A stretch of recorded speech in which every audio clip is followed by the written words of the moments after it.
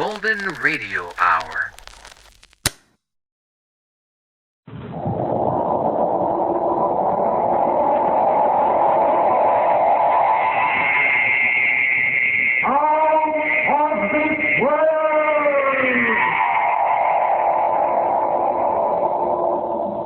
If you really want to know what happened, Inspector, ask Toby. Yes, Toby, who is only a ventriloquist dummy, but who knows more than you think.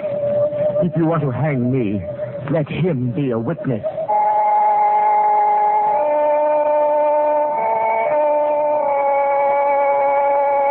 Out of this world.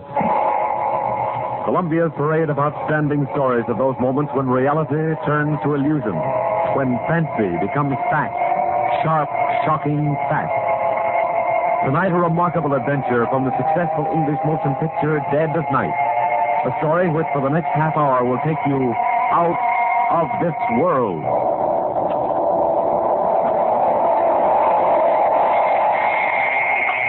Stop!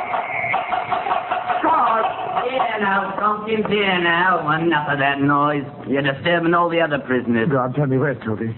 What have they done with my Toby? Ah, so it's Toby again, is it? Now stop all that fuss about the dummy. I won't ever afford any more noise in that solitary confinement for you. But I must see Toby.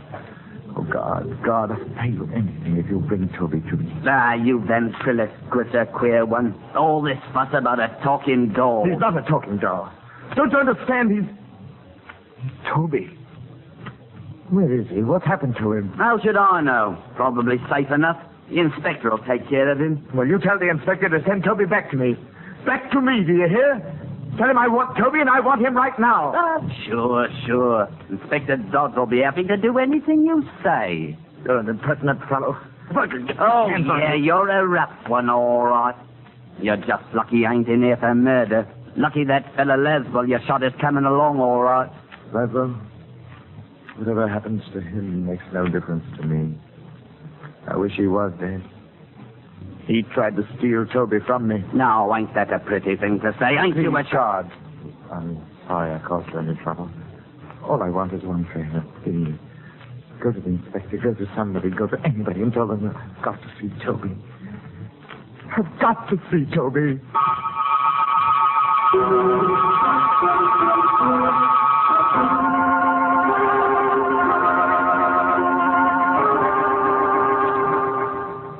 Tompkins, Inspector. He's raising a devil of a row down in the tills. Keeps yelling he wants his dummy brought back to him. I see.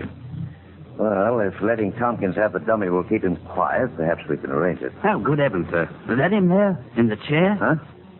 Oh, yes, that's Toby. How true. Sits up in the chair real lifelike, don't he, Inspector? Amazing, ain't it? It's fantastic that a man could be attached to such a thing. Queer how Tompkins keeps saying, if you want to know why he shot Laswell, ask the dummy. He's an odd one, all right. Imagine asking anything from the likes of this. Such a blank, idiotic little face he's got. Yeah. So you're Toby, are you? So it's you that's responsible for all the trouble I'm having with your master today. Poor Mr. Tompkins. If I wasn't a mild man, I'd change that smelly smirk on your face. I'd give you a real sad look, I would. All right, now hold on there. Do you think that stick of wood will answer you? Eh?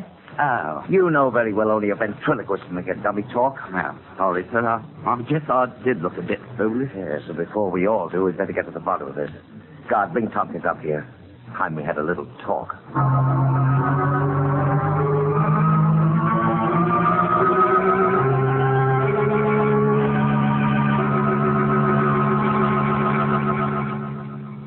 Tompkins, if I promise that Toby will soon be returned to you, will you cooperate with me? Toby? Is he here? Is he near me here? Yes, but you can't see him yet. But I must see him, Inspector. You will, but not before I have certain facts. Certain facts? About your quarrel with Nell Laswell. Now, if you tell me the whole story, I may be able to help you. Help me? Why? Why should the police help me? Because it's part of my job. Yes, but you've done your job. I've admitted I shot Laswell. I did it. What else matters? Your motive. He tried to steal Toby from me. Isn't that motive enough? Tompkins, I really can't understand you. Understand? Of course you can't understand. I wouldn't expect you to. You've never spent years, endless years, playing shoddy, cheap music halls, starving out at the elbow because you couldn't find a partner who understood you. You never toiled day and night for weeks on end, creating somebody like Toby who could go to the big time with you. Oh, Toby can tell you what it's been like, all right. Unfortunately, Tompkins, Toby has shown no inclination to speak to me as yet. Toby would appreciate that, exactly. Yes, indeed he would. Really, what have you done with him? You'll see him soon enough, I promise you. But first, I want to know what makes you think Mel Laswell tried to steal Toby. Oh, I was aware of Laszlo's intentions right from the start, in fact. Even before I met him. I had a premonition that somebody might separate me from Toby. I couldn't stand that. I'm as much to him, yes. He to me. I see, yes. When I met Laswell at the club that night, I realized almost at once that he might be the one to cause the trouble. I suppose you've seen Laswell. You know the sort he is. A regular troublemaker. Yes, Tompkins, I've seen him. Now come to the point. Well, as I intimated before, Toby and I have been playing all the better music halls for the last few years. Top billing, you know. And then we got our engagement at the Kit Kat, West End nightclub. That's about as high as Toby and I, or any act for that matter, can go. We were standing backstage, waiting for the dance act to finish their turn. It's only a standard act, not particularly hard for us to follow. And then Bigelow, the master of ceremonies, came along. Glad to see you ready to go, Tompkins. You're on as soon as they finish the waltz. We know our act, Mr. Bigelow. Well, just so you know yours as well. Not Toby. Well, I don't want him to forget to take the chair out tonight. I have the chair right here. Now, don't worry. It won't happen like it did last night. And do us the favor of getting off the floor when you've introduced us. You messed up the whole first part of our act standing behind us. Here, now don't say that. After all, it was your opening night, and how was I to know your act? You did it deliberately. You were trying to cut in on our laughs. Now, look here. I don't have to take this kind of stuff. Toby, that was not at all professional. Mr. Bigelow, I apologize, since Toby doesn't seem to have the grace to do it. Very well, I accept it. Eh? Well, well, now, what do you think of that? How's you take me in, Tompkins?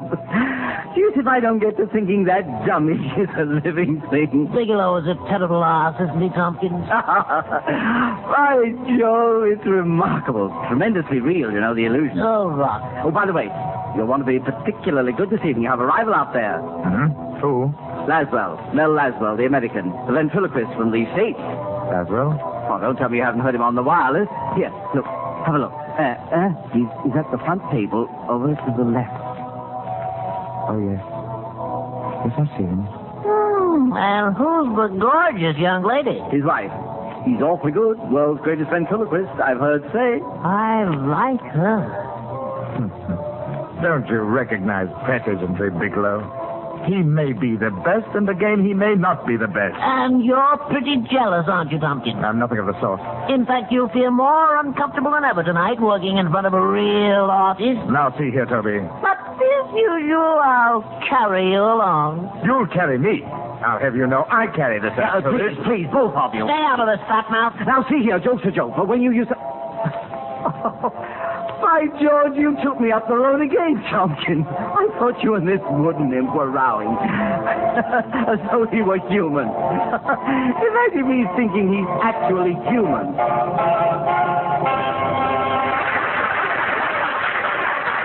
Stop clattering, Rubber. Let's get out there and bring us on. Yes, of course. And don't forget the check. Oh, wait a minute. Oh, here it is. Look, I'm going to introduce Laswell before I bring you off. Must you? That's right. Give the boy and girl a great big hand. The finest dance team in all the United Kingdom. And now, ladies and gentlemen, and visiting royalty, before I present to you our next little feature, I'd like to call on a distinguished variety artist who is here tonight. You've all heard him on the American wireless and seen him in the American cinema. Mel Laswell. I ask Mel Laswell to stand up and enjoy that well-known tic-tac hospitality. I'm sure that beautiful woman he's with is a much happier burden on his knee than Mickey O'Toole, whom you've seen so many times. Stand up, Melvin Laswell. And now, And now I want to bring on the night of which Mr. Laswell has never seen. Our own British ventriloquist, Eric Thompson, and his talking timber, Toby!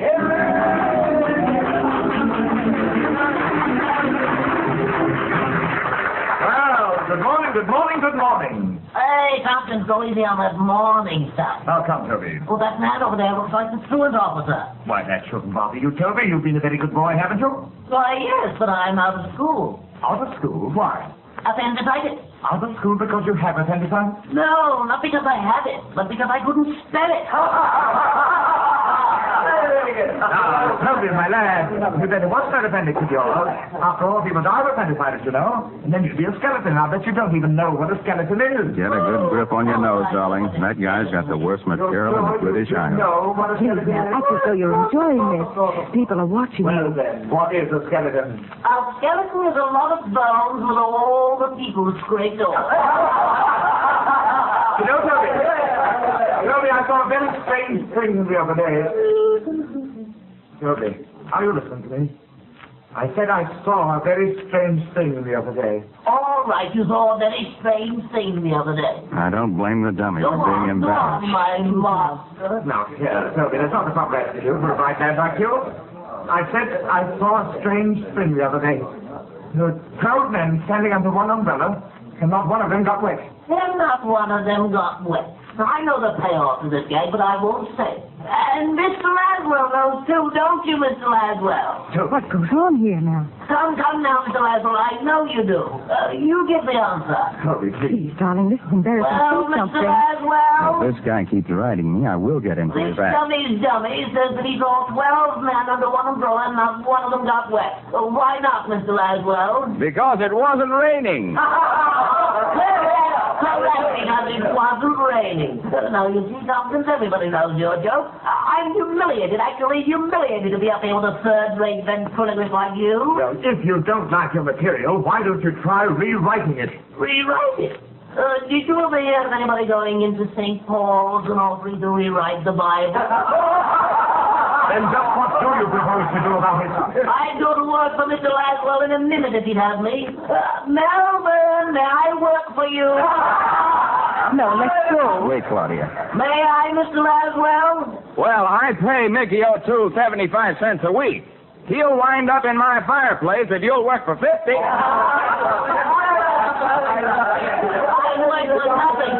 Just to have a beautiful woman beside you. The Laswell wife. I don't tell. I mean, ladies and gentlemen, you think this is part of the act, but it isn't. I think that Mr. Laswell is the greatest ventriloquist in the world. Ladies and gentlemen, please don't blame me for this. It's Laswell. He's speaking all this through Toby. He's trying to steal Toby away from me. Mel, is that true? Do you have something to do with it? Relax, honey. Get the rest of this routine. I'm being quite sincere, Mr. Laswell. I'll work for you, and you won't have to say me a tuppence. Mel, are you speaking through Toby? Well, Mr. Laswell, will you take me on? Watch him try to get out of this one, Claudia. I'm thinking about it, Toby. Oh, Mel. Toby, either you behave yourself or I'll take you off the floor. That's right. Just when I'm about to get a good job, call the MC back, telling you want to run away and hide. Come on out, Bigelow. Tompkins needs your help. All right, just as you say, Tompkins. That's all, and thank you for this little impromptu surprise. Oh, brother, it's about time the MC took It's over. all part of the show, friends, all part of it. Oh, hey, Bigelow. I give him a nice heading. Give him the best one. Take it. That's the deal.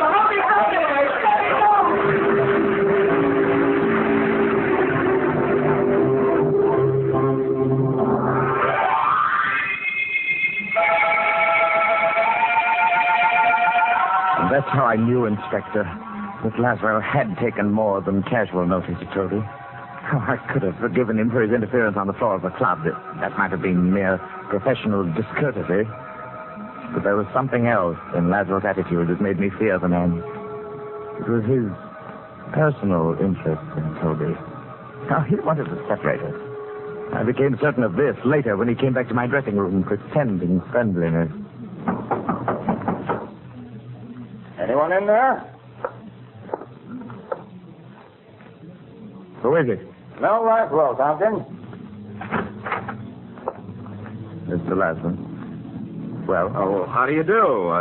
You mind if we come in for a moment? all right. Please do. This is my wife, Mr. Tompkins. Mrs. Laswell. Mr. Tompkins? Won't you sit down? Throw those dressing gowns on the floor. Thank you. Well, so this is your boy. Nice carving job. I'm very handsome. Don't you think so, Mrs. Laswell? Well, you certainly are, Toby. Tompkins, I've been curious to know who made him for you. Don't put your hands on him. Oh, well, I prefer that you left Toby alone. Well, certainly you needn't worry. I'm quite handy with dummies myself. You certainly surprised me with that little act out front. Your own part in it surprised me, Mr. Laswell. Oh, believe me, Tompkins, I never... You didn't intended explain to- anything. You'll see, Mr. Laswell, Tompkins' attitude requires some sympathy.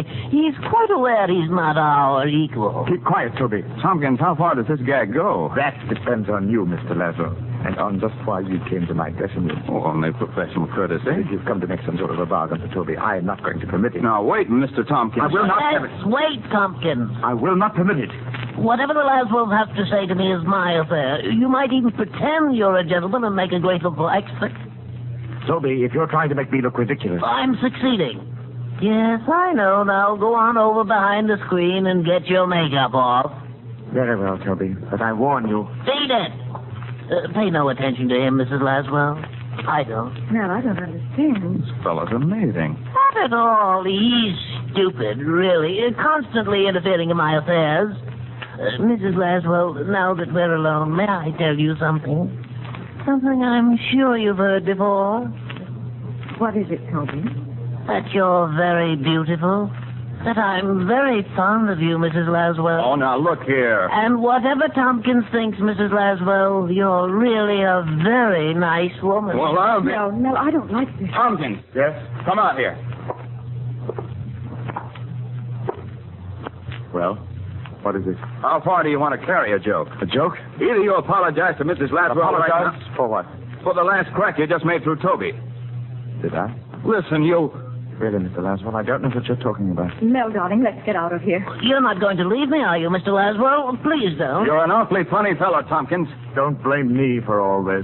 Take me with you, Mr. Laswell. I just want to be near her. If you're afraid I'll make love to her, you needn't worry. I wouldn't. Tompkins, this is the most disgraceful demonstration I've ever heard. What can I do about him? Mel, please, come on. I love her. I'll do anything if you'll just let me go with you, Mr. Laswell. Anything. All right, Tompkins, you asked for it. Oh, no, Mel, don't hit him. Don't hit him. Oh, Mel, why did you do it? The man's not natural. Yeah, now, what's going on? I don't know what's eating that fellow. A rib's a rib, but he doesn't know where to stop. I guess he got the last laugh on me, making me lose my temper. Well, he doesn't seem to be doing much laughing. He's all right? He's a bit done in. Can't say he didn't have it coming, though. Oh, darling, I'm glad he didn't break the dummy when he fell.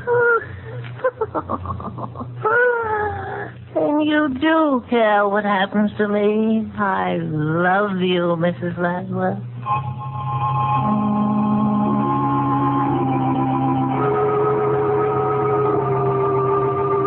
So you see, Inspector, I should have known then that I couldn't prevent Laswell getting Toby. I knew they'd be plotting the two of them. I see. One question, Mr. Tompkins. Yes. Would you say that Mrs. Laswell is an exceptionally attractive woman? To some men, perhaps. And since we know that you think and speak through the dummy, isn't it just possible that you may yourself find Mrs. Laswell appealing? Oh, what is this rubbish you're talking? Are you interested in learning the truth of what happened, or are you trying to muddle me up? I'd like to hear the matter out, Mr. Tompkins. As you well know, I was sacked by the Kit Kat on the spot. I hardly spoke to Toby all the way home. I wanted to impress upon him the misfortune he'd caused us. At first, I hoped that Toby's attentions to Mrs. Laswell had embarrassed them both so much that Laswells would no longer feel any interest in him. But in my heart, I knew the Laswells hadn't finished, but at that very moment, they must have been plotting. Plotting their next move to get Toby away from me. I'll tell you what that next move was. In our hotel, I carefully turned the key in the lock. Toby and I were secured for the night. I put him in his own little bed and then made ready for bed myself. As I moved around the room, his eyes followed me scornfully. Then I thought of the revolver in my bag. I took it up. With the revolver in my right hand and the key in my left, I I lay down on the bed and wait. I dozed off. I don't know for how long. Suddenly I was awake, my eyes staring. Toby was gone.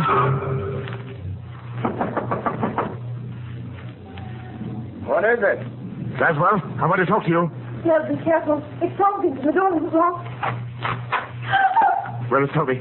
Get out, Tompkins. I'll come for Toby. Where is he? You've stolen Toby from me, and I want him back. I don't know what you're talking about, but if you're referring to your dummy, I haven't seen him. Now, get out. Oh. Well, What's wrong, dear? on the floor. On the floor at the foot of my bed. Toby. Toby, there you are. I found you. Oh, my poor little Toby, you've been kidnapped. Look, Tompkins, I don't know how your dummy got here. Toby. Toby, speak to me. Wake up, Toby. Look, Mel. Look how he's shaking that awful thing as though he's trying to waken me. Oh, you're not deceiving me, Toby. You know very well I'm here. Go away and leave me alone. I'm through with you, Tompkins. Oh, Yes. Take it easy, Claudia. We've had all we can take of this, Tompkins. are you going to deny you stole Toby from me? I certainly am. Look here, man. You're mad. You're ill. Ill, am I? You took Toby from me, and you say I'm ill? I didn't take Toby. You brought the dummy here. You must have brought it here. Well, maybe while you were walking in your sleep, but you brought it here. I'm going to prove it. Stay away from the phone. Now he has a gun. You can shoot if you like, but I'm going to prove to you that... Hello. Hello, give me the desk clerk, please. Tompkins, I won't go with you. I'm going to stay with her forever. If Mr. Laswell will let me. Clerk, this is Mr. Laswell in 722. I want to know if someone came to my room a few hours ago. Is this some sort of trick? A man came, you say, and he was carrying a ventriloquist dummy. You let him come up. Did you hear that, Tompkins? I'm not deceived by this. Will you describe the man for me, please? Oh, no, you're a devil, Laswell. You stole Toby from me, now you're trying to drive me mad. Well, here, take the phone. No, I won't take it. You're tricking me again. No, be careful. Well, you won't succeed this time.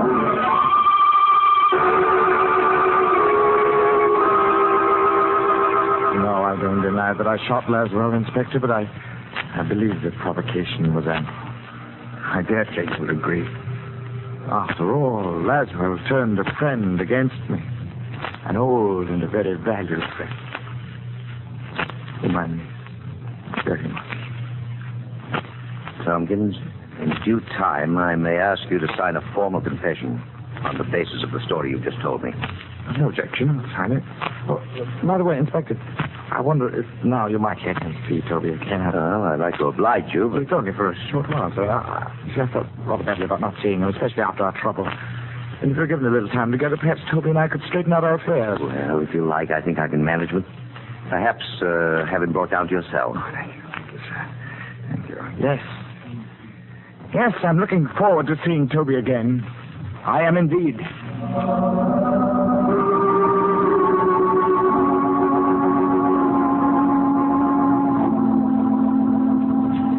And that's the story as Tompkins told it to me, Mr. Laswell. And it's incredible. I had some idea what was going on in the fellow's mind, but that is... Mel, I'm so sorry for it. Just one question, Mr. Laswell. You'll pardon my asking. Yes?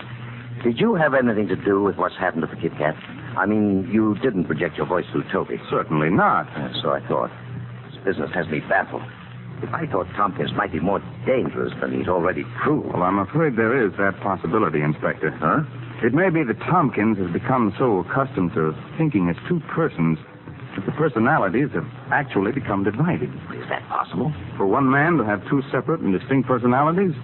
Yes, that's not rare. Well, I'll admit I've never heard of anything exactly like this business. What will happen to him now? It's a battle that Tompkins will have to fight out within himself. As long as he's in that cell without the dummy, he may learn to think for himself as himself again. Good heavens, man. Look here, I permitted that dummy to be taken to the Tompkins in his cell. You what? Tompkins was so keen on having a dummy with him that Do I... you think that will harm him? Well, I don't know, but... Inspector All right, Dollar. here I am. It's that Tompkins, sir. Carrying on something awful in this cell. What's happened? We put the big doll in with him, like you said, sir, and right off he began arguing with it, carrying on a fight, real lifelike. It's just like two people what hate each other. Well, Laswell, you were right.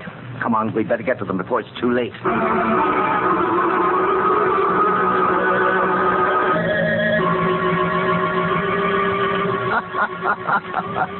Well, all I can say is I knew you'd wind up this way sometime. Put away for keeps, a jailbird. Oh, Toby, I can't stand you having to talk to me that way. How can you be so ungrateful? I made you everything you are. Ha! You made me, did you? You were the smallest of the small till I teamed with you. Have you forgotten that once you were an empty, lifeless stick of wood? Oh, come off it, Tompkins. You're a regular slush pot of sentimentality. Please be a little kind to me. Get away from me. I can't stand the beggar. Why should I have anything to do with you? You've never done anything right. You couldn't even kill Lazarus. Oh, shut up, Toby. Shut up. Don't torture me. I wish you had killed him, then his wife would belong to me. I could be with her forever. Oh, you fool. Don't you know that's impossible? You're just saying that you're jealous because I love her. Oh, no, I can't stand it. You're a monster. I've got to get rid of you. I've got to kill you, destroy you. Tompkins, take your hands off me. I'm through with you. Take your hands off. No. Kill you, you vulgar little swine. Get a people little swine. You dirty, you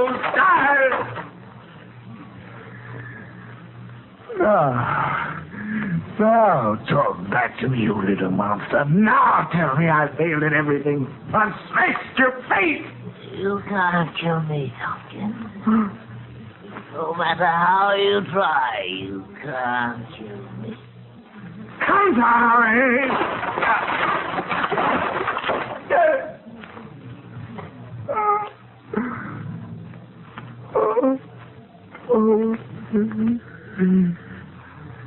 Toby, what have I done? Toby, I never meant.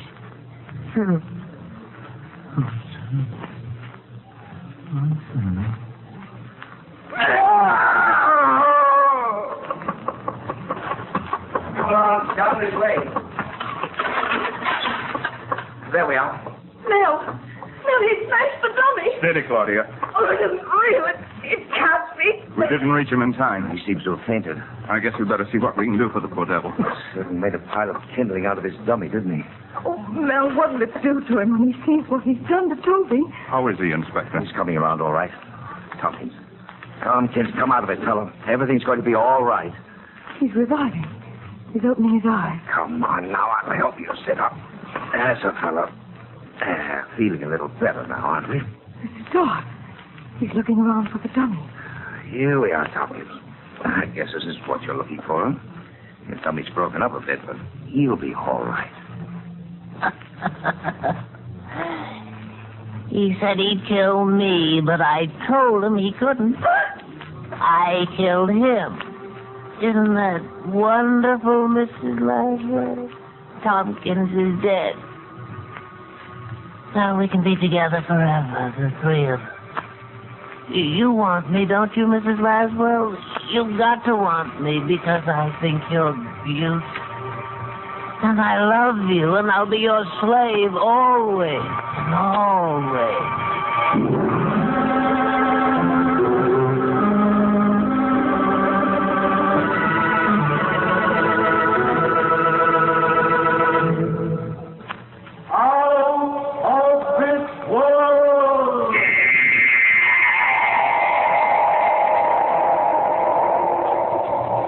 For the past 30 minutes, CBS has presented Out of This World, bringing you Charles Gusman's adaptation of the motion picture Dead of Night. Barry Kroger was featured as Tompkins and Art Carney as Toby. Original music by Albert Berman.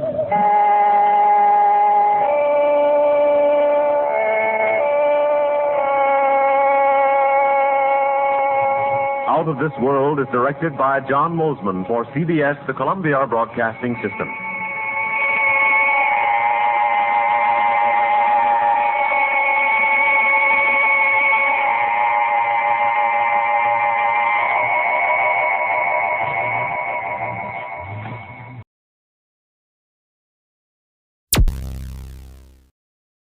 Thank you for listening. Please like and subscribe.